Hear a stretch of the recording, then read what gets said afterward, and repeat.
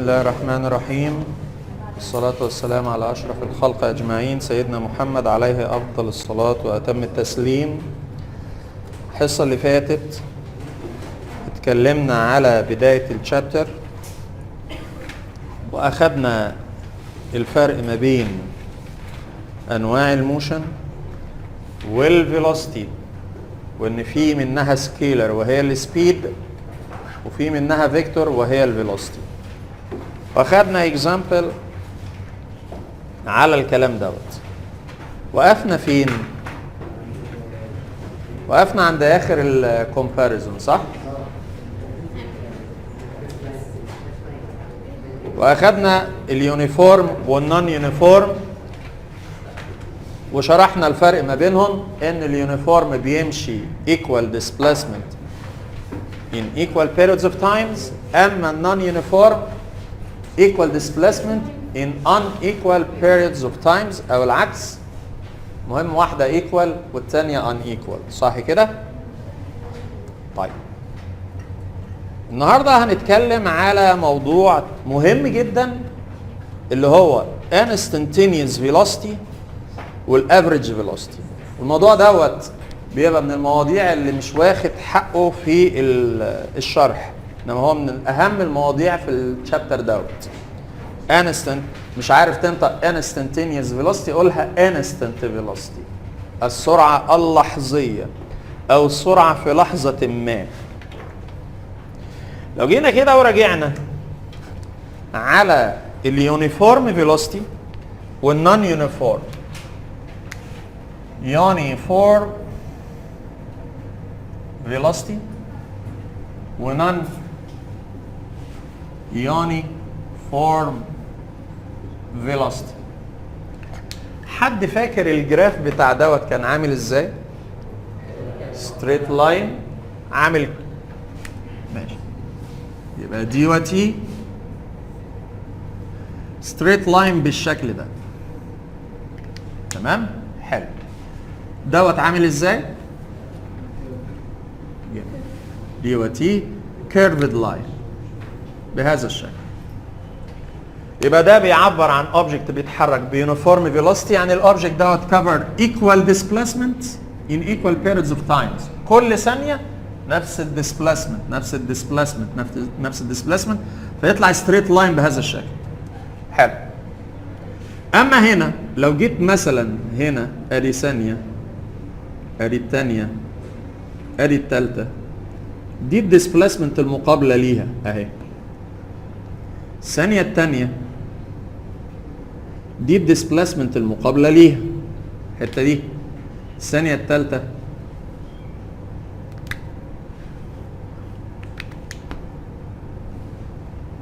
دي الديسبليسمنت المقابله ليها. فهبص الاقي هنا ان مقدار الديسبليسمنت ما هوش زي بعض، فهنا الاوبجكت كفر unequal displacements in equal periods of times، عشان كده لازم يطلع كيرف. خلاص؟ كيرف بأي شكل بقى، يعني ده اقدر اسميه كيرف non uniform velocity، ولو واحد اتحرك كده برضه non uniform velocity لانه كيرف، وممكن واحد يتحرك كده ده برضه non uniform velocity، او يتحرك كده non uniform velocity. خلاص؟ بس كلهم يبقوا دي وتي. خلاص؟ اي جراف دي وتي كيرف طالع كده او كده او نازل او كده، اي واحد من الاربعه دول على طول وانت مغمض الاوبجكت دوت بيمشي unequal displacements in equal periods of times، يبقى ده بيتحرك بنون يونيفورم velocity. طيب النهارده هنتكلم على الانستنت velocity. instant velocity it's the velocity of the object at a certain moment. سرعة الأوبجكت في لحظة ما. أجي كده أقول لك في الثانية الأولى سرعته كام؟ يبقى دي اسمها instant velocity. الثانية العشرة سرعته كام؟ يبقى دي اسمها السرعة في الثانية العشرة، يبقى اسمها instant velocity. خلاص؟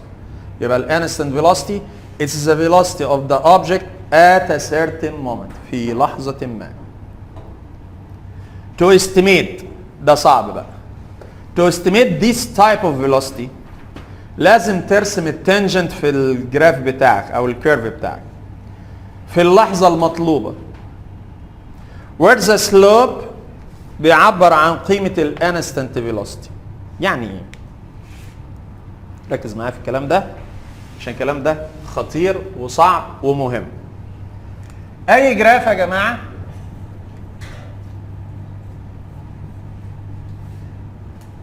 ليه 3 حاجات كشغل: direct values،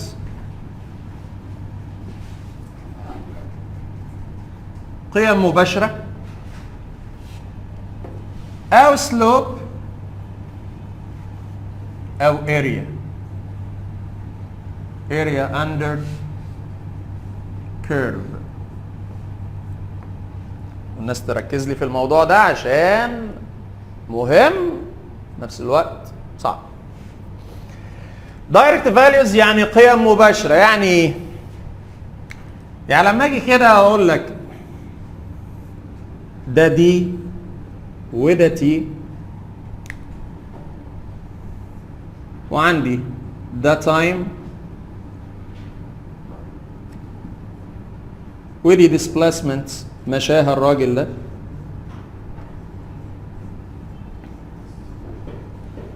وبقول لك after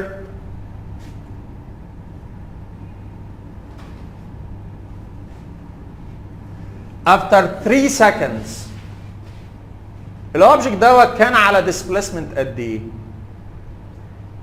after 3 seconds the displacement covered by the object كام؟ 10 30 25. طب اهو عشان بس الناس تبقى ايه اللي مش شايفه. نقول تاني كده after 3 seconds the displacement covered by the object 10 30. طيب اللي قال 10 عمل ايه؟ من 30 ل 20 زي ما انا قلت فوق. من 30 ل 20. واحد اخد 20 30 و 34. يعني بتجيبوا ايه انتوا؟ عملتوا ايه؟ بتجيبوا ايه؟ سلوب ولا بتجيبوا ايه؟ اللي انتوا بتجيبوه ده اللي احنا عملناه المره اللي فاتت ده كان ايه؟ كان سلوب. خلاص؟ ركز بقى كده معايا. هو السؤال كان ايه؟ الديسبليسمنت كفرد افتر 3 seconds. تمام؟ هو الجراف ده عباره عن ايه؟ عباره عن ديسبليسمنت وتايم. وانا طالب ايه؟ طالب ديسبليسمنت. يبقى انا هجيب اجابات مباشره من على الجراف. ده هو المقصود بالدايركت فاليوز. يبقى لما يكون اللي انا طالبه موجود بالفعل في الجراف خلاص يبقى بتروح وتجيب اجابه مباشره. هو بعد 3 ثواني او خلال ال3 ثواني مشى ديسبليسمنت قد ايه؟ سيرت يا حبيبي. في الثانيه الاولى مشى 10 متر. بعد ثانيتين كان مشى 20 متر. بعد 3 ثواني كان مشى 30 متر. انا ما بقولكش في الثانيه الثالثه، بقول لك بعد 3 ثواني. هناك فرق. بعد 3 ثواني يعني من 3 ل 4. after 3 seconds لما يتقال كده الكوبليه ده after 3 seconds يعني من 0 ل 3. خلاص؟ ماشي؟ يعني بعد زمن 3 ثواني الراجل ده مشى قد ايه؟ في خلال ال3 ثواني through 3 seconds او after 3 seconds بعد مرور 3 ثواني الراجل ده كان مشى قد ايه؟ بعد مرور 3 ثواني الراجل ده كان مشى 30 متر. ده اسمه direct values، قيم مباشرة من على الجراف. يبقى لما يكون اللي انا طالبه موجود في الجراف باخده كقيم مباشرة. طب عايزين الفيلوسيتي. الراجل ده كان ماشي بسرعة قد ايه؟ طب الجراف ايه؟ دي وتي ما فيهوش مين؟ فيلوسيتي. طب هي الفيلوسيتي بقى الحصة اللي فاتت الفيلوسيتي كانت بتساوي ايه؟ دلتا دي على دلتا تي. مين ده؟ مش ده السلوب؟ فتطلع بقى ان سرعته ده ماشي 10 متر بير سكند، هتاخد اي نقطتين وتجيب القيمه بتاعتها اللي هو الشغل اللي احنا عملناه المره اللي فاتت. يبقى ساعات بحتاج السلوب ده لو انا عايز قيمه الواي على مين؟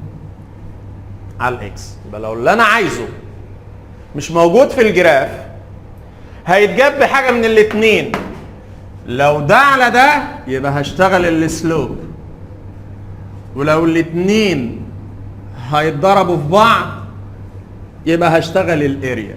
ودي هتبقى معانا الحصه الجايه مش النهارده، احنا النهارده شغالين على دايركت فاليوز وعلى سلوب.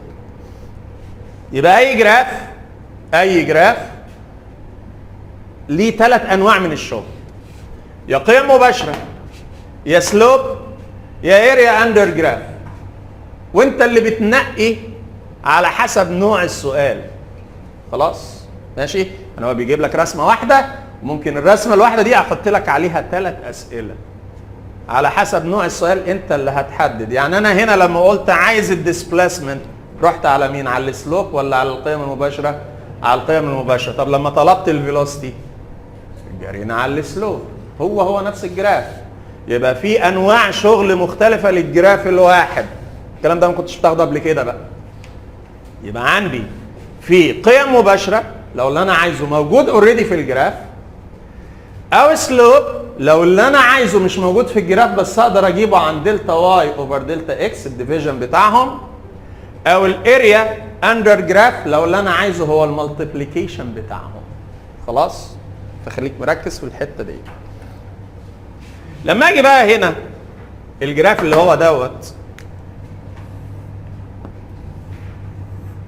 دي وتي، ده اوبجكت بيتحرك بنون يونيفورم ايه؟ الاوبجكت ده نوعه ايه؟ نون يونيفورم فيلوسيتي. خلاص؟ يبقى الاوبجكت ده بيتحرك بنون يونيفورم فيلوسيتي. حلو. يعني سرعته ثابته ولا بتتغير؟ بتتغير. تمام؟ ماشي؟ حلو جدا. وليكن مثلا بقى يعني احنا مش هنتكلم في قيم،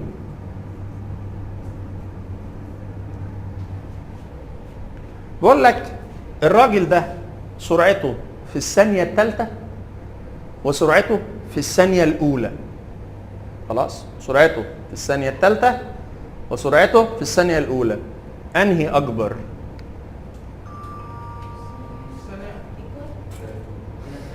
طيب لو ايكوال يعني سرعته في الثانية الأولى زي الثالثة زي الثانية، يبقى ده كده ماشي بيونيفورم فيلوسيتي، سرعة ثابتة. اللي هو ده ماشي بسرعة ثابتة. انما احنا لسه قايلين هنا اهو ان ده بيتحرك بايه؟ سرعة نون يونيفورم، يعني فارينج فيلوسيتي، يعني سرعة متغيرة، يعني مش هلاقيهم زي بعض. ده مبدئيا. خلاص؟ ماشي؟ طب عايزين نعرف سرعة مين أكبر؟ سرعته عند الثانية الأولى ولا سرعته عند الثانية الثالثة؟ ليه؟ برافو. هو ده بقى اللي هو قايله بقى هنا. نرجع بقى كده نقرا بقى كده. لو أنت عايز تجيب السرعة في لحظة عشان to estimate the velocity at a certain moment you must take the tangent. تاخد التانجنت، تعمل السلوب. طب اعمل السلوب دوت ازاي؟ السلوب ده بيترسم كانك على الجليد وراكب سكيت بورد. حلو كده؟ فلو انا عندي جبل بهذا الشكل وانا طالع الجبليه بالسكيت بورد، السكيت بورد في النقطه دي هيبقى شكله عامل ازاي؟ عدل ولا هيبقى مايل؟ هيبقى مايل بالشكل دوت. صح كده؟ ماشي؟ طيب هنا في الحته دي هيبقى عدل. جميل اهو. وهنا في الحته دي هيبقى مايل كده. لا الناحيه الثانيه هيبقى عامل كده. خلاص؟ السكيت بورد اللي احنا رسمناه ده هو ده التانجنت يا جماعه. خلاص؟ هو ده السلوب. يعني عند الثانيه الاولى وعند الثانيه الثالثه عايز ارسم انا بقى السكيت بورد. فهنا هرسمه ازاي؟ هيترسم كده صح؟ لا يا مستر يعني نزله لتحت شويه ماشي اهو.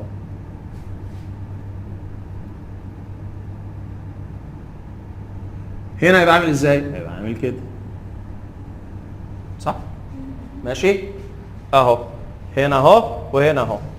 تعالى كده ننقل الاتنين جنب بعض. هعمل نسخة من ده اهو وهعمل نسخة من ده اهو. ده كان عند الثانية الأولى وده كان عند الثانية الثالثة. مين عنده ميل أكبر؟ 1 ولا 3؟ 3. افتكروا كده السلوب الحصة اللي فاتت كنا بنقولوه العربية بتاعت الرملة لما تعوز ترمي الرملة بتعمل ايه؟ بتعلي صح كده؟ كل ما يعلي يبقى الميل بتاعه بيزيد. خلاص؟ مين معلي على التاني؟ مين اللي يوقع رملة أكتر من التاني؟ يبقى السلوب بتاع 3 أكبر من السلوب بتاع 1. والسلوب للجراف دي وتي هو مين؟ فيلوسيتي. يبقى لما أقول لك مين أكبر سرعة عند 1 ولا عند 3 تقول لي عند 3. ماشي؟ خلاص؟ ده هو الكونسبت اللي اسمه انستنت فيلوسيتي. وده يقودنا لثلاث انواع من السلوب عندنا او جرافات بقى. عندي جراف عامل كده وجراف عامل كده وجراف عامل كده.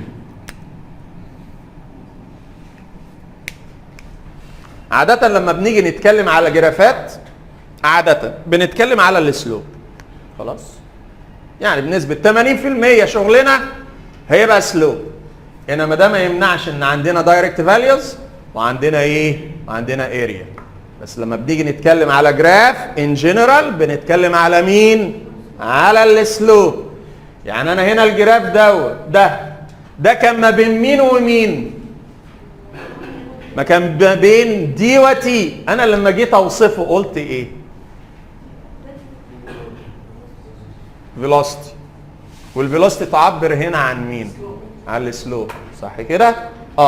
يبقى هنا لما باجي اتكلم عادة عن اي جراف بتكلم على السلوب بنسبة كام؟ 80%.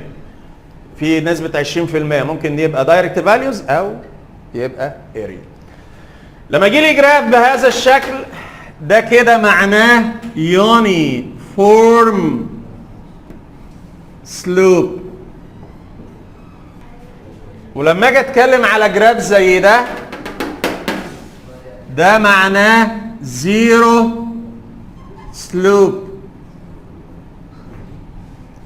ولما اجي اتكلم على جراف زي ده نون يونيفورم سلوب. خلاص؟ شغلنا في اولى حاجه من الثلاثه دول، يا كده يونيفورم سلوب يا كده زيرو سلوب يا كده نون يونيفورم سلوب.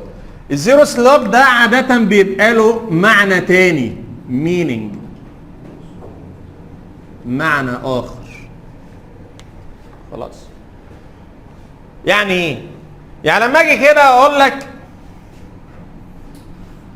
دي وتي بهذا الشكل ده معناه ايه؟ او الجراف ده بيكلمني عن ايه؟ فيلوسيتي قيمتها بكام؟ بزيرو. خلاص؟ يبقى الجراف ده كده بيكلمني على سلوب اللي هو فيلوسيتي بكام؟ بزيرو. يبقى معناه ايه؟ ان ده بادي ات ريست. او لما تبقى سرعته بزيرو تقول لي ان ده كده عباره عن جراف بيعبر عن بادي ات ريست. خلاص؟ يبقى بشوف الجراف عندنا بيتكون من حاجتين، اكسس ورسم. لازم عينك تبقى على الاكسس. يعني لما اجي اقول لك هل دول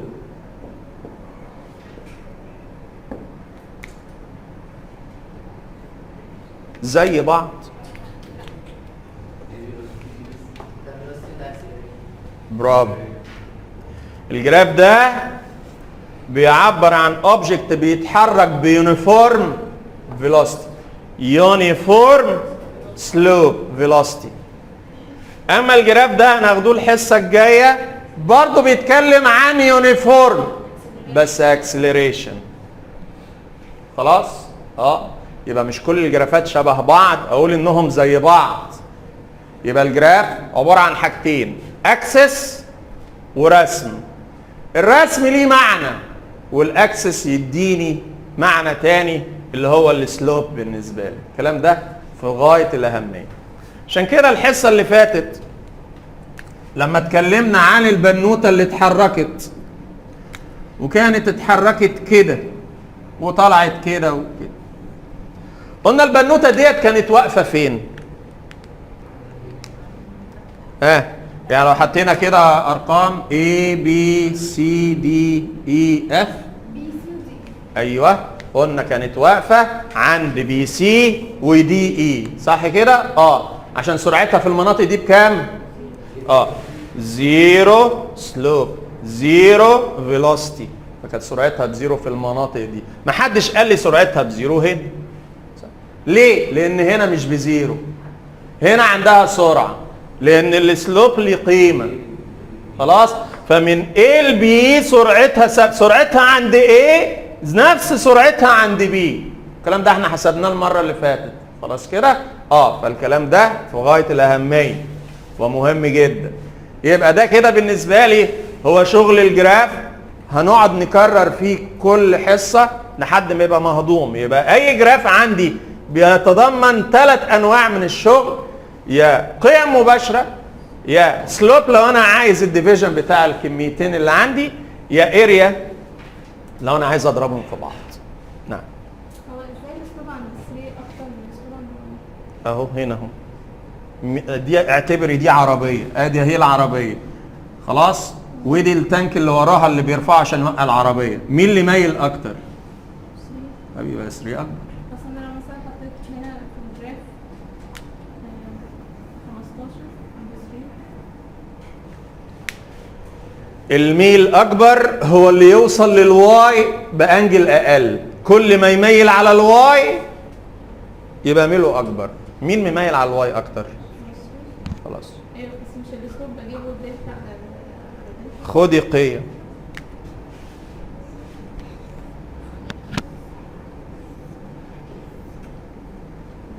واحد 2 3 10 20 30. عايزين نحسب السرعة بتاعت ال A و B.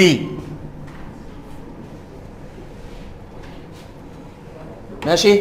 عايزين نحسب الفيلوسيتي بتاعت ال A وال B. يعني مبدئيا كده لو جاوب بيقول لي مين أكبر فيلوسيتي؟ هقول له مين؟ ال A. طب تعالى بقى نحسبها بقى. الفيلوسيتي بتاعت ال A والفيلوسيتي بتاعت ال B. طب عايزين نحسبها، هنعمل ايه؟ هنجيب السلوب. السلوب هجيبه ازاي؟ دلتا دي على دلتا تي. خد اي نقطتين وهات الدي بتاعتهم وفرق وهات الديفرنس، ونفس النقطتين هات التي بتاعهم وهات الديفرنس. عايزين تاخدوا مين في ايه؟ 30 و2 مين تاني؟ دي كده نقطة. خد بقى 50 و3. خلاص؟ واضحين؟ يبقى انا خدت دول. ماشي؟ حلو. يلا 50 ماينس 30 على 3 ماينس 2 فتطلع بكام ديت؟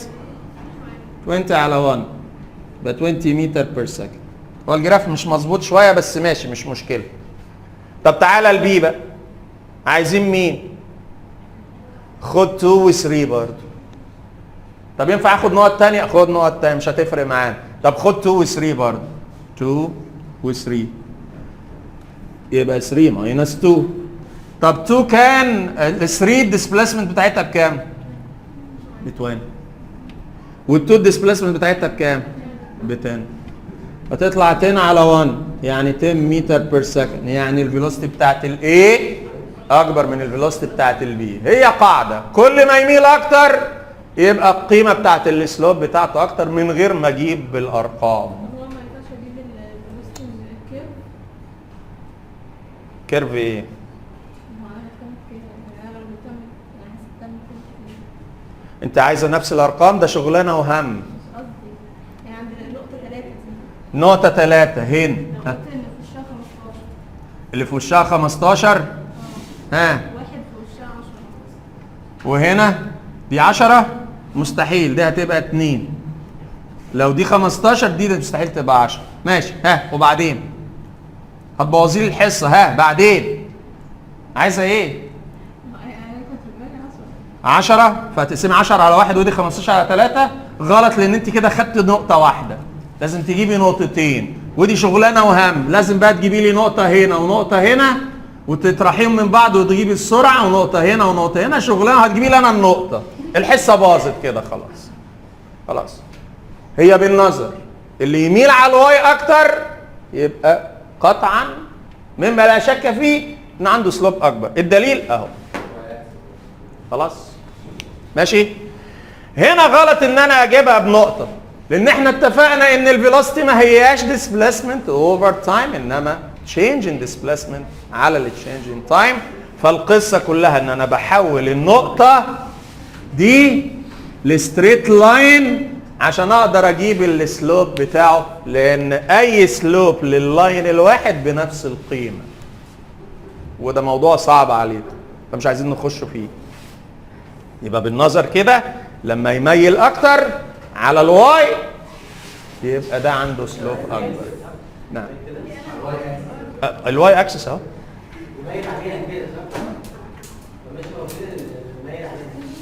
نعم ده اهو وده اهو، نقلتهم لك انا في رسمه ومسحتها. ادي ال1 وادي ال3، نسخه ال1 اهو ونسخه ال3 اهو.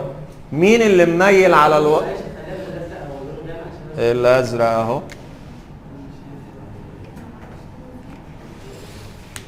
مين اللي مميل على الواي اكسس اكتر؟ ده اللي هو 3. يبقى ده عنده قيمه اكبر في السلوب، والسلوب هو الفيلوسيتي، يبقى ده عنده قيمه اكبر في الفيلوسيتي. خلاص طيب جميل. طب لو جينا بقى كده هنا كده دي وتي،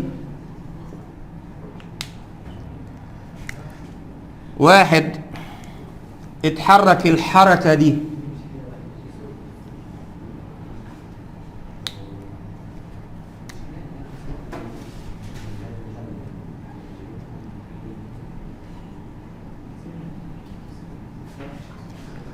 وبقول لك سرعته في الثانية الأولى إيه علاقتها بسرعته في الثانية الثالثة؟ مين أكبر؟ سرعته عند الثانية الأولى ولا سرعته عند الثانية الثالثة؟ ها؟ عند الثانية الأولى ولا الثالثة؟ أنا سمعت ناس كتيرة قالت أولى وناس قالت الثالثة، في واحد قال الثالثة. أنت قلت له طب اللي قال الثالثة يرفع إيده. ولا هيرفع ولا هيرفع. طيب القصة يا جماعة إن الفيلوسيتي مش بالقيم، الفيلوسيتي بالسلوب. خلاص عشان ما تجيش تقول لي ده الديسبليسمنت بتاع ده اكبر من الديسبليسمنت بتاع ده. حبيبي ما بنجيبهاش بالديسبليسمنت، الكلام ده قلناه الحصه اللي فاتت. لازم اجيب دلتا اللي هو السلوب اللي هو التانجنت. حلو، تعال احنا بقى نرسم التانجنت عند الثانيه الاولى اللي هي دي كده، وده عند الثانيه الثالثه. هبص الاقي ان التانجنت هنا اهو اللي هو السكيت بورد يعني، وهنا هيبقى عامل ازاي؟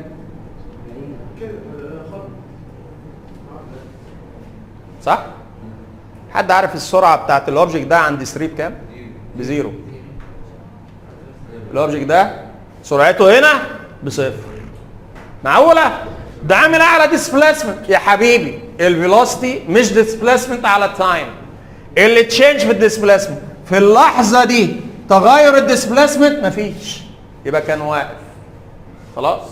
وده شيء طبيعي. ساعات كده تيجي تشوف كده واحد طالع جبلايه كده بالسكيت بورد وهو طالع، ويجي عند الحافه بتاعته وايه ويقف سنه كده وبعدين يبدا ايه ينزل. وقف بقى هنا، سرعته هنا بكام؟ بزيرو.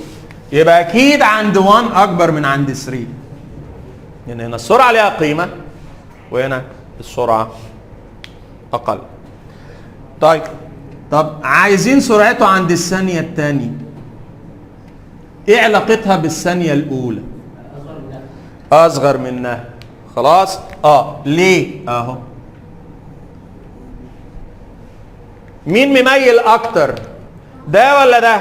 لا ده مميل اكتر. خلاص ماشي، جميل جدا. يبقى القصه دلوقتي عشان اجيب السرعه في لحظه ما لازم ارسم مين؟ السلوب او التانجنت. ده كلام في غايه الاهميه. دي السرعه في لحظه. نعم. الميل اكتر هو الاسرع. نعم اكيد الميل اكتر هو الاسرع. طيب يعني لو جينا وعملنا مثال زي دوت،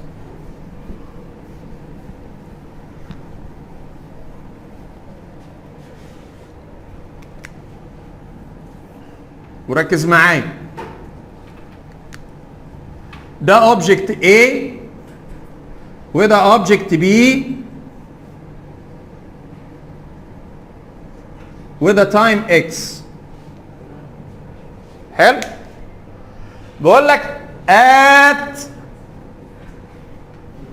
time X الفيلوسيتي A والفيلوسيتي B ايه وضعهم؟ بي اكتر. ودس زي بعض؟ لا. الاي اكبر؟ لا. البي اكبر؟ البي اكبر. خلاص ماشي. البي اكبر. يا مستر ده الاتنين هنا اهو نفس الديسبليسمنت. حبيبي الفيلوسيتي ما هياش ديسبليسمنت، انما اللي تشينج دلتا دي على دلتا تي يعني السلوب. والسلوب هجيبه ازاي؟ هو التنجنت. حسن حظنا بقى ان التنجنت للخط المستقيم، يعني لو انا عندي خط مستقيم كده السكيت هيبقى عامل عليه ازاي؟ هو الخط المستقيم. خلاص مش بزيرو. التنجنت هو الخط المستقيم ذات نفسه اهو. التنجنت هو الخط المستقيم ذات نفسه اهو. مين عنده ميل اكبر؟ البي. والميل هو مين؟ الفيلوسيتي. يبقى مين عنده فيلوسيتي اكبر؟ البي. خلاص. ده سؤال جاء السنه اللي قبل اللي فات، سنه 2020. خلاص كده ماشي. طبعا اللي مش عارف يشتغل بالجرافات هيقول ان السرعه للاثنين قد بعض، وده كان اختيار من ضمن الاختيارات ان سرعه A بتساوي سرعه B. انما اللي فاهم ان السرعه ما هياش الديسبليسمنت على تايم، انما اللي تشينج في الديسبليسمنت على تشينج في التايم يعني السلوب، هيقدر يجاوب السؤال ده بكل اريحيه. خلاص ماشي. طيب يبقى ده كده بالنسبه لي هو كونسبت اسمه انستنت فيلوسيتي، وهو من الكونسبتس المهمه جدا. هنتكلم على حاجه تانية وهي افريج فيلوسيتي. افريج فيلوسيتي السيمبل بتاعها في بار. افريج فيلوسيتي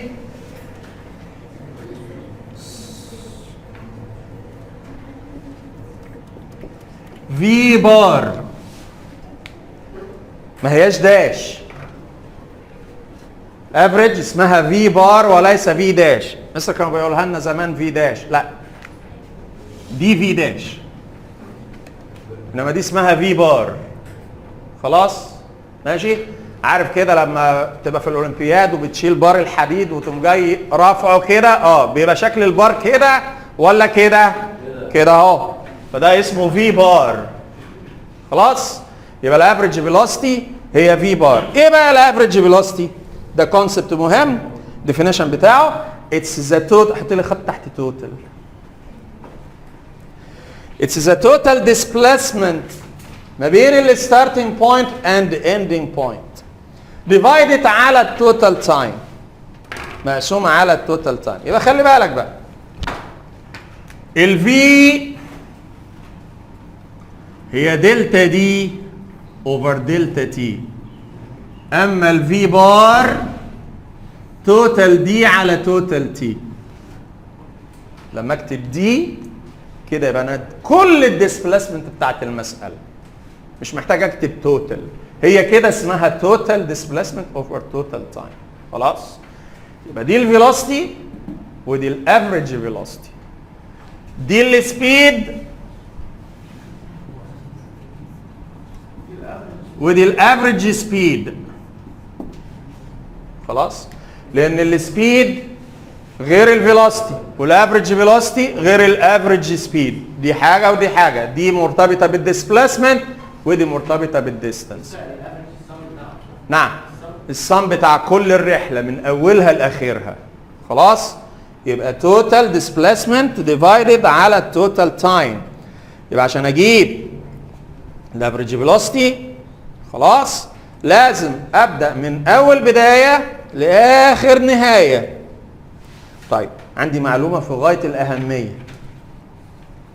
at regular velocity مش speed، لما الاوبجكت يمشي بريجولار او يونيفورم فيلوسيتي ساعتها قيمه الفيلوسيتي هتبقى هي الافريج، وده مهم لما يمشي بيونيفورم وهنحققها دلوقتي. يونيفورم فيلوسيتي ودي هنحققها دلوقتي حالا. اما لو هيمشي بنون يونيفورم يبقى الفيلوسيتي اللحظيه ما هياش الافريج فيلوسيتي. فده بيبقى سؤال اصغر اكبر قيم متنوعه. خلاص؟ وممكن تسويها في لحظه، انما ان جنرال لا. امتى يقول لي امتى الفيلوسيتي تساوي الافريج؟ لما يمشي يونيفورم، وده هنحققه دلوقتي. تعالى كده ناخد اكزامبل بسيط نوضح القصه. object moves 40 meters in 10 seconds, then return 30 meters in 10 seconds. خلاص؟ المطلوب calculate average velocity. عايزين نحسب الافريج فيلوسيتي. طيب الافريج فيلوسيتي بتساوي ايه؟ توتال ديسبليسمنت على توتال تايم. طب هو ماشي كام ديسبليسمنت؟ 2 ديسبليسمنت خلال 2 تايم. صح كده؟ مش هو ده اللي مشاه؟ ديسبليسمنت كذا في تايم وبعدين ديسبليسمنت كذا في تايم. طب حلو جدا.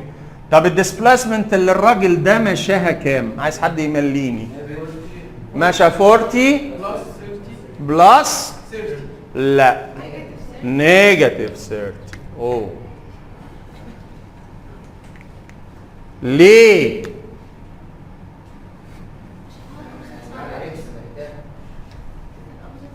في الاوبوزيت سايد. يرجع بقى الكلام اللي قلناه من 3 حصص. الفيكتور مش فيلوسيتي مرتبط بديسبليسمنت، والديسبليسمنت فيكتور ولا سكيلر؟ فيكتور. يبقى لو انا ماشي في دايركشن بوزيتيف يبقى الاوبوزيت نيجاتيف. ريتيرن ده الاوبوزيت، يبقى ده بالنيجاتيف. طيب جميل. يبقى ده في 10 ونيجاتيف 10. نعم. طب غلط ليه؟ ما هو اوبوزيت.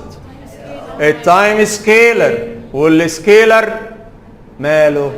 لو رجعنا للكومباريزون السبيد كانت دايما بوزيتيف والفيلوسيتي ميبي بوزيتيف ميبي نيجاتيف حسب الدايركشن. كل السكيلر ما عنديش سكيلر نيجاتيف، فدي كده غلط. فيبقى دوت مشى 10 اوفر 20 يبقى مشى بهاف متر بير سكند. خلاص؟ طب احسب لي الافريج سبيد. عايزين نحسب الافريج سبيد اللي الاوبجكت ده برضه مشاها. تعالى نمشيها واحده واحده. ديستانس اوفر تايم، توتال على توتال، يبقى الديستانس الاولانيه والديستنس الثانيه تايم اولاني تايم ثاني، مشى ديستنس كام 40 ورجع كام 30. مستر ما حطيتهاش نيجاتيف ليه؟ عشان ده سكيلر مش فارق معاه الاتجاه، فارق معاه الكميه. مشى 40 مشى 30 اجمعهم بقى على بعض.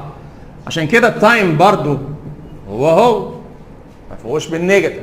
يطلع كام ده 70 على 20 يبقى مشى ب 3.5 متر بير سكند. هناك فرق شاسع بين الافريج فيلوسيتي والافريج سبيد.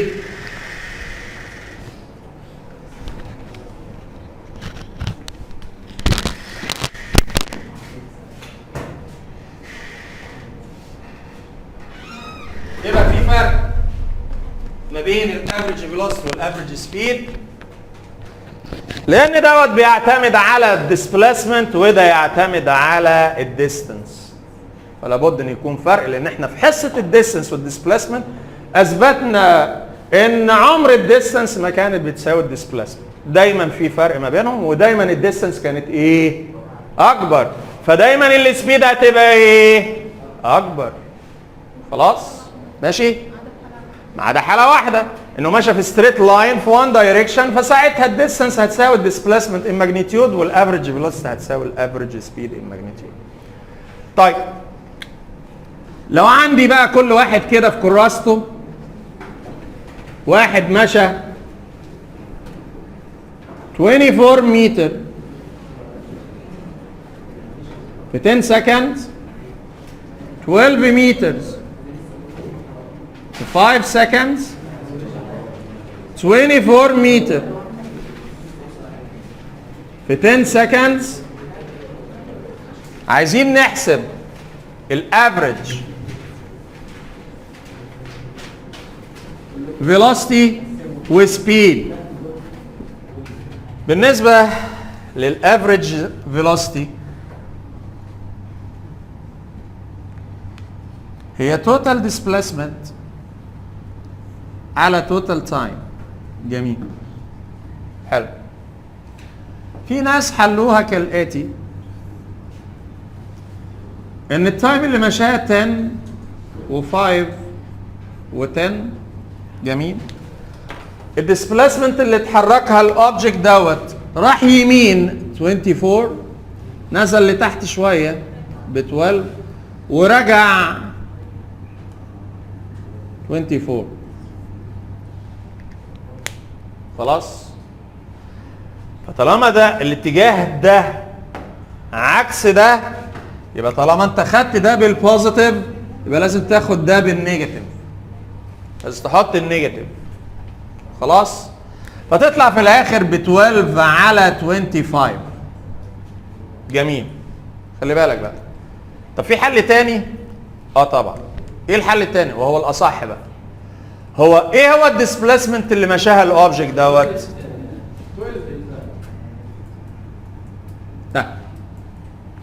خلاص ماشي، ديسبليسمنت اللي الاوبجكت ده مشاها اهي بكام دي؟ 12 متر. يبقى على طول الفيلوسيتي الافريج الديسبليسمنت اللي مشاها 12 على زمن الرحله كله، ده كله هينزل تاني هنا كده ب 25. طب ما هي ايوه، بس خلينا نشتغل الصح. يبقى متر بير سكند متر بير سكند. طب الافريج سبيد هو نفس الحل، بس دي هتبقى ايه؟ هتبقى بوزيتيف. خلاص، مشى 24 و12 و24 عشان السبيد ما بتهتمش بالدايركشن. جميل ماشي، يبقى ده الفرق ما بين الافريج فيلوسيتي والافريج ايه؟ والافريج سبيد. تعال ناخد الاكزامبل الموجود في كتاب المدرسه. بيقول ايه؟ A person drives a car in a straight line, covers 8.4 kilometer in 0.12 hour. البنزين خلص منه. He ran out of gas. عربية بطلت منه. So he left his car and moves in a straight line. فمشى 2 kilometer in half hour. calculate his average velocity. بعد كده قال if we assume that the person returned once more to his car خلال زمن 0.6 hour احسب برضو مرة تانية الافريج velocity. ركز بقى كده معايا في الجراف اللي هو رسمه. اعطيني رسمتين. الرسمة الأولى بيقول لي دي وتي، دي وتي ديت بالاور ودي بالكيلومتر. بعدين بيقول لي خلال 0.12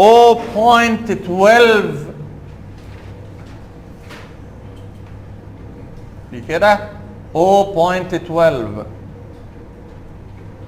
كان مشى 8.4 كيلومتر، وبعدين عمل كده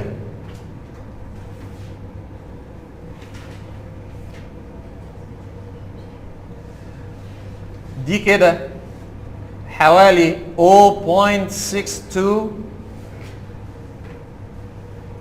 فيبقى الفرق ما بين دول كام؟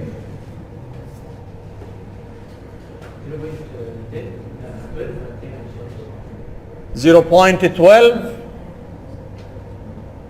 0.62 هاف اور، فرق ما بينهم نص ساعة. خلاص ماشي.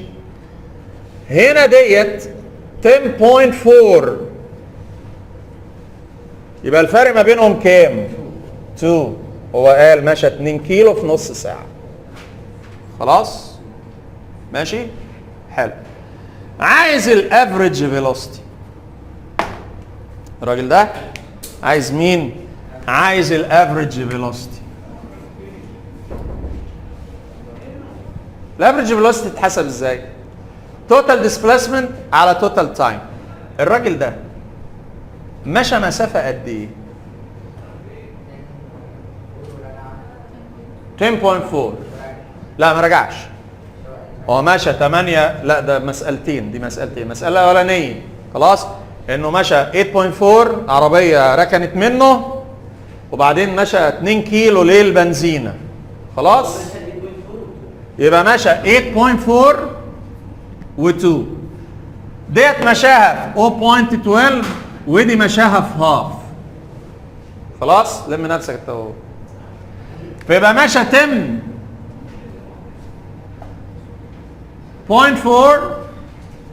ل 0.62 صح كده؟ ماشي؟ اقسم لي ده على ده، شوف كده يطلع الناتج بكام؟ كام؟ 16.7 كيلومتر بير اور، لان دي كانت بالكيلو ودي بالاور. يبقى دي الافريج فيلوسيتي بتاعته. طب مستر كان ممكن اجيبها من على الرسم؟ دي الافريج فيلوسيتي بتاعته على طول، اللي هو مشى المسافه دي خلال التايم ده التوتال ديسبيسمنت وده التوتال تايم، زي ما عملنا هنا. انتوا اخدتوها فرد وانا خدتها جمله مره واحده. خلاص ماشي. طلع الناتج هو نفس الكلام. هنا كان ممكن على طول اخد انه ماشي على طول 10.4 خلال 0.62 فتطلع بنفس القيمه. تمام كده؟ حلو. طب كرسم كروكي، الراجل العربيه دي مشت لحد هنا 8.4 وبعدين اتمشى 2 كيلو لحد ما وصل للبنزينه. تمام؟ حلو. مشى المسافه دي في 0.12 اور، دي الرسمه الثانيه اللي عندكم، الرسمتين في كتاب المدرسه. ومشى ديت في هاف اور. فحسبنا احنا الافريج توتال ديسبيسمنت على توتال تايم. المثال الثاني بقى بيقول لك طب لو رجع من البنزينه للعربيه في 0.6 اور. نقول تاني كده، رجع للبنزين من البنزينه للعربيه مع جيركن بقى، شايل جيركن ملى البنزين ورجع تاني وهيبدا يحطه في العربيه. عايز الافريج فيلوسيتي الجديده. يبقى هو مشى ايه؟ 8.4 ومشى كمان 2 ومشى كمان نيجاتيف 2. الله ينور عليكم. ليه؟ لانه رجع. طب رجع لبيته ولا رجع للعربيه؟ للعربيه، يبقى رجع 2 كيلو. طب الزمن بقى، دي اخدها في 0.12 وده اخدها في 0.5 و 0.6. فتطلع في الاخر 8.4 على كام بقى؟ 1.12 صح كده؟ ولا 1.22؟ تمام؟ تطلع بكام بقى؟ 6.8 كيلومتر بير اور. عايز في جميع الاحوال يقول لي خلي بالك لو انت هترجع الديسبيسمنت لازم تبقى بالايه؟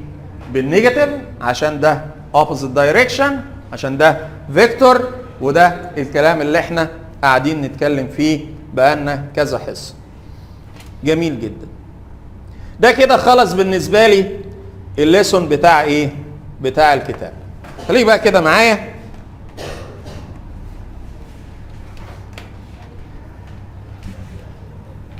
ازاي احسب الافريج فيلوسيتي؟ وانت قلت هتثبت ان اللي بيتحرك بيونيفورم تبقى الافريج هي الفيلوسيتي بتاعته. تعالى نشوفوا الكلام ده. الحصه اللي فاتت اتكلمنا على ان انا اوبزرفر وجنبي واحد مشى 5 متر في 1 سكند، بعدين مشى 5 متر في 1 سكند، بعدين مشى 5 متر في 1 سكند، صح فاكرين المثال ده؟ بعدين مشى 5 متر في 1 سكند. تمام؟ وبعدين قلنا الدي والتي في البدايه كان جنبي مشى 4 ثواني، مسافة ما بينه وما بينه في الثانية الأولى 5 10 15 20. تمام؟ لما جينا رسمنا الجراف بتاعه دي وتي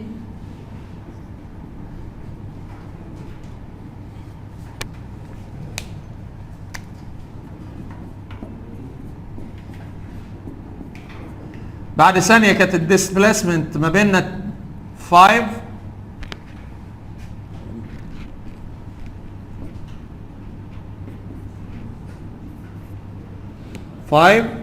بعد 2 seconds بقت 10، بعد 3 seconds 15، بعد 4 seconds كانت 20. فكان الجراف بتاعه straight line passes بالايه؟ بالاورجن. خلاص؟ ده هو الاوبجكت بيتحرك بيونيفورم فيلوسيتي. الفيلوسيتي في اي لحظه بكام؟ ده قيمة ثابتة ب5. ليه؟ لما تيجي تاخد التانجنت هنا هو التانجنت هنا هو التانجنت في أي حتة نفس الميل، يبقى السرعة ثابتة في كل الرحلة، عشان كده قلنا إن ده يونيفورم. طب بكام؟ هات بقى الديفرنس ما بين أي قيمتين. أي قيمتين تجيب الديفرنس ما بينهم تطلع إن الفيلوسيتي بتاعته ب 5 متر بير سكند خلال اي لحظه في الرحله بتاعته. طب عايزين نجيبه الافريج توتال على توتال. فين التوتال بتاعه؟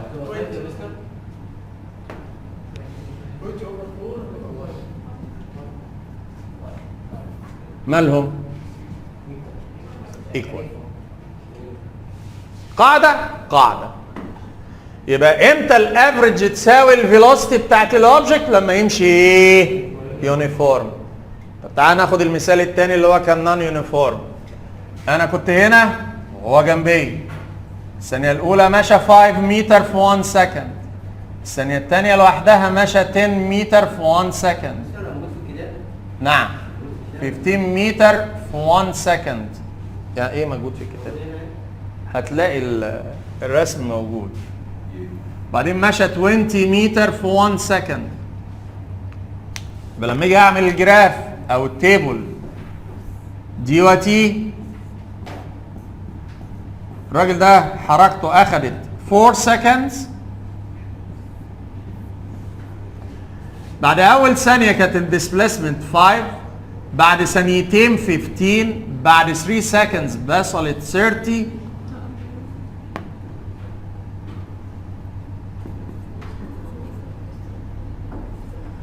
بعد 4 seconds 50 متر. خلاص؟ لما اجي ارسم الجراف دي وتي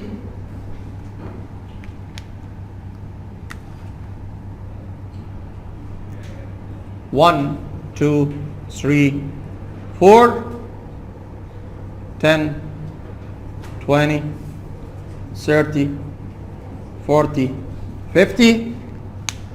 بعد 1 second كان 5، بعد 2 كان 15، بعد 3 كان 30، بعد 4 كان 50. وده ما ينفعش اوصل ما بينهم غير بكيرفت باث.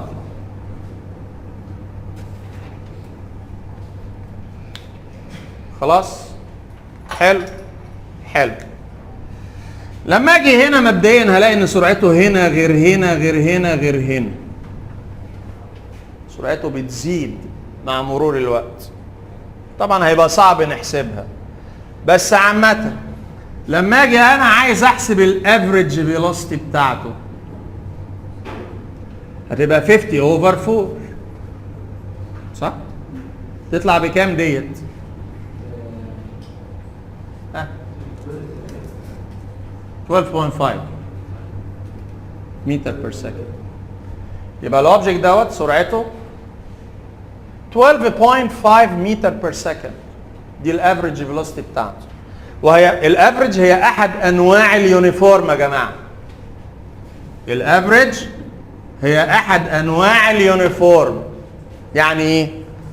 يعني في تعريف تاني مش عندنا بيقول ان الافريج هي السرعه اللي لو كان مشى بيها الاوبجكت كان هيمشي نفس الديسبليسمنت في نفس التايم.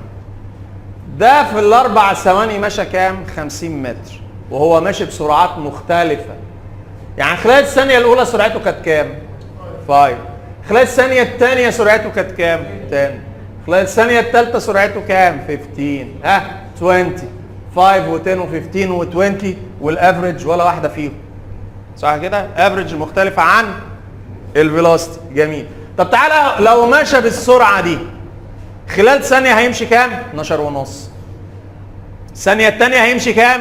12 ونص مع ال 12 ونص يبقى 25. الثانيه الثالثه 12 ونص. الثانيه الرابعه 12 ونص مع 12 ونص 25، وال 25 الاولانيين يبقى ماشى 50 متر في 4 ثواني. نفس الكلام. عشان كده بنقوله ان الافريج فيلوسيتي هي احد انواع اليونيفورم فيلوسيتي. الافريج فيلوسيتي هي احد انواع اليونيفورم فيلوسيتي. وبناء عليه لما الاوبجكت يمشي يونيفورم يبقى الافريج بتاعته بتساويها، لان ديت يونيفورم. اما اللي يمشي نون يونيفورم سرعته حاجه والافريج حاجه ثانيه. خلاص؟ ماشي؟ جميل. نيجي بقى هنا، ده مثال من عندي نختم بيه وبعدين نرجع نلمه الكلام اللي قلناه تاني. لو انا عندي ده اوبجكت اتحرك كده وده اوبجكت اتحرك كده، بقول لك ده A وده B. الفيلوسيتي بتاعت ال A ايه علاقتها بالفيلوسيتي بتاعت ال B؟ equal greater less. مين الاكبر؟ A. الفيلوسيتي بتاعت ال A اكبر. اشمعنى؟ طيب هذا السؤال غلط. السؤال ذات نفسه غلط، مش الإجابة غلط. نعم. ليه يا عمو؟ أقول لك ليه يا عمو. ماشي.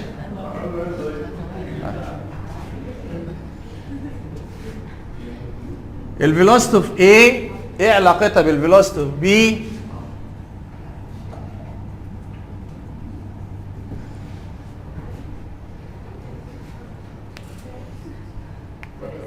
ما فرقتش يا عمو، هي نفس الاجابه. طب انتوا جاوبتوا بناء على ايه؟ السلوب غلط.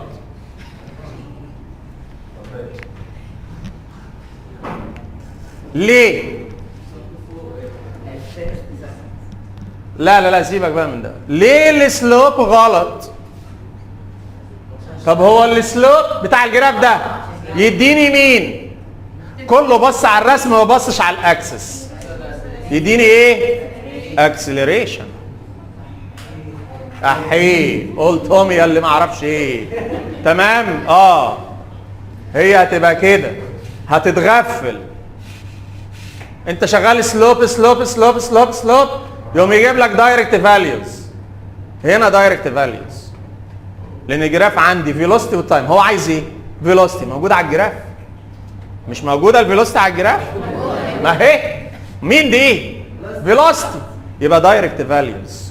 عشان كده انا قلت السؤال غلط. ليه؟ ما هي السرعات بتتغير مع مرور الوقت، فكان لازم يحط لي وقت في الثانيه الاولى. ففي الثانيه الاولى مين عنده سرعه اكبر؟ بي. اهي الثانيه الاولى اهي هنا. اطلع كده. مين دي؟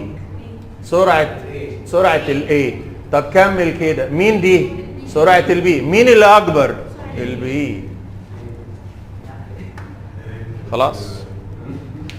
طب في الثانيه الثالثه الاي هتبقى اكبر لان في الثانيه الثالثه هنا تقريبا. اطلع كده ادي البي. طب اطلع كده قابلت يبقى الاي اعلى. طب في الثانيه ايكوال. خلاص. حلو جميل. ده اسمه ايه؟ مش مشكله بقى، احنا هنقعد نمسكها نفليها. المهم كده بقت ايه؟ بقت فاليوز من على الجراف. خلاص. طب لما اجي اقول لك الاكسلريشن بتاعت ايه علاقتها بالاكسلريشن بتاعت بي؟ ايكوال. مين اللي اكبر؟ الايه. ليه؟ عشان السلوب بقى. هنا الاكسلريشن مش موجود. طب ازاي اجيب الاكسلريشن؟ دلتا في على دلتا تي يبقى السلوب. فبص على السلوب، مين اللي مايل اكتر؟ الاي. يبقى الاكسلريشن بتاعت الاي هتبقى اكبر. حلو. مين مشى ديسبليسمنت اكتر؟ ديسبليسمنت A ديسبليسمنت B. ركز بقى كده معايا ازاي اجيب الديسبليسمنت. لا الرحله. عايز الرحله. ممكن يحدد خلال زمن، هتاخدي خلال زمن.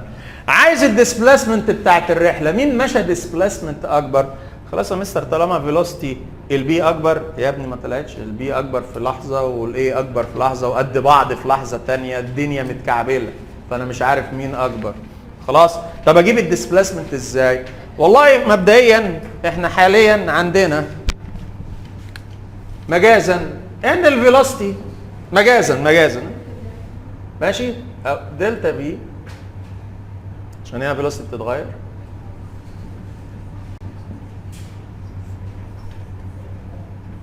دلتا بي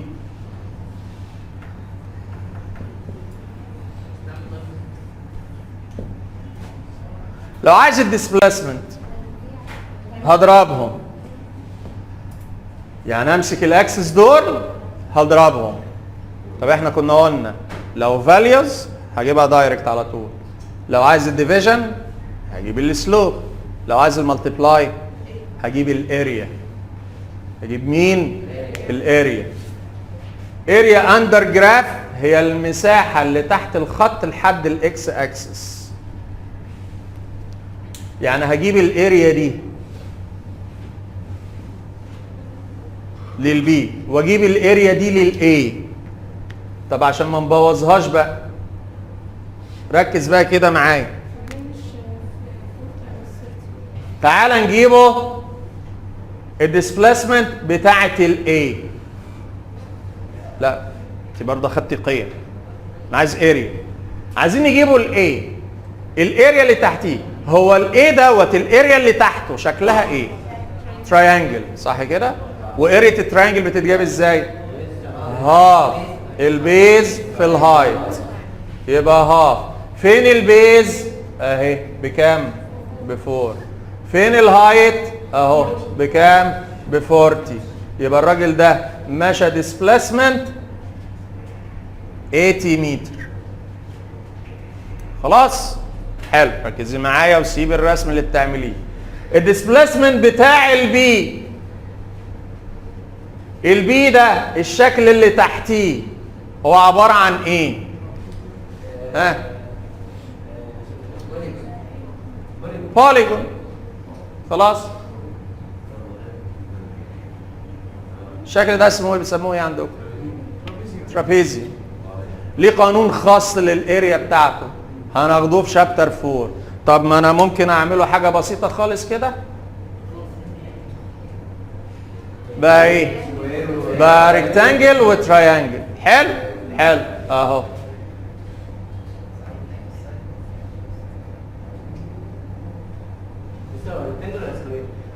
مش هتفرق بقى معايا، هو ده هيبقى ريكتانجل اهو. خلاص يطلع ريكتانجل سكوير مش فارقه معايا. المهم بقى عندي شكلين، تراينجل وحاجه معاه، الاثنين سهل ان انا اجيبهم. طب يلا، اريت ده واريت ده. طب نجيبه كده الاريا بتاعتي دوت. ها، لينس في ويتس كام في كام؟ 10 في 4 بلس، هاخد بقى اللي فوق دوت هاف. البيز دي بكام؟ ب4 هاف تايمز 4. الهايت ده بكام؟ 20. مستر 30. ما انا مش من تحت، انا عايز الهايت اهو. بادي منين؟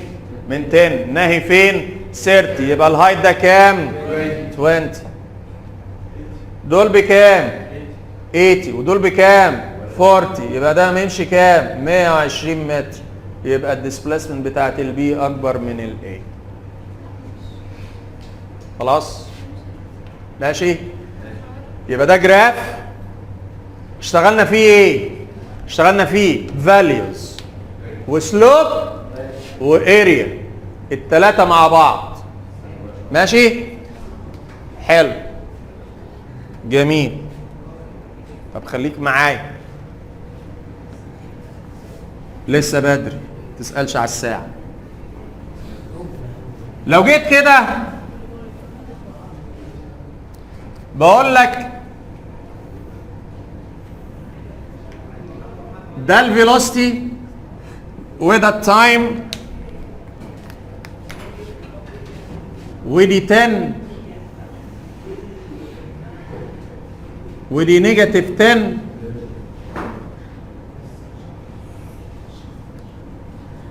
ودي 2 ودي 4. وركز معايا عشان المثال ده رخم. شكله رخم. عايزين الديسبليسمنت اللي الاوبجكت ده مشاها. عايزين الديسبليسمنت اللي الاوبجكت ده مشاها. ازاي اجيب الديسبليسمنت؟ فاليوز ولا سلوب ولا اريا؟ اريا. فاليوز لا، عشان ما عنديش ديسبليسمنت في الجراف. السلوب ده على ده يدينا اكسلريشن، لا، يبقى اريا عشان ده في ده. خلاص؟ يبقى لما تيجي تحل سؤال تبص على المطلوب وتبص على الاكسس وتشوف هل هو دايركت فاليوز ولا سلوب ولا اريا عشان تبدا ايه تحل. طيب جميل. يبقى هو اريا، يبقى اريا التراينجل اللي فوق واريا التراينجل اللي تحت. مستر احنا اريا اندر كيرف. اريا اندر كيرف يا جماعه، ما تقوليش الاريا دي كده كلها، امال ايه؟ الاريا اندر كيرف ما بتبقى ما بين اللاين والاكس اكسس. يعني فين الاريا بتاعتي؟ دي اسمها الاريا. طب تعال ناخد المثلث الاولاني كده. ها هاف times 10 10 times 2 تايمز 2 بلس half هاف times negative 10 برافو times 2 تايمز 2 يطلع بزيرو. خلاص يطلع بايه؟ بزيرو. الراجل ده ما مشاش. يعني ايه ما مشاش؟ يعني اللي مشاه راجعوا. خلاص. طب انا عرفت منين؟ تعالى كده. هي قيم الفيلوسيتي دي قيمها ايه؟ لا قيمها ايه؟ كانت بتان بايد بوزيتيف، وهنا قيمها ايه؟ معناها ايه؟ انه كان ماشي في اتجاه وراجع، فاللي مشاه راجعوا، بدليل ان الديسبليسمنت طلعت بكام؟ بزيرو. خلاص. طب عايزين الديستنس. الديستنس اللي مشاها الاوبجكت ده هو هنا مشى كام؟ 10. وهنا مشى كام؟ نيجاتيف 10. يبقى الديستنس هتبقى برافو 20 متر. ليه؟ عشان الديستنس سكيلر ملهاش علاقه بالدايركشن، فالدايركشن ده هيتلغى. فالراجل ده مشى 10 ورجع 10، يعني مشى 10 و10 يبقى مشى 20. خلاص. وده اللي هيبقى الفرق ما بين الديستنس والديسبليسمنت والفيلوسيتي والسبيد، وهي علاقه مهمه جدا. ازاي افرق ما بين السكيلر والفيكتور؟ وده حاجه وده حاجه ثانيه. بكده يبقى خلصنا السيشن بتاعتنا. بفكرك ان انت تعمل لايك وشير وسبسكرايب وتفعل زر الجرس عشان يجيلك النوتيفيكيشن بتاعتنا اول باول.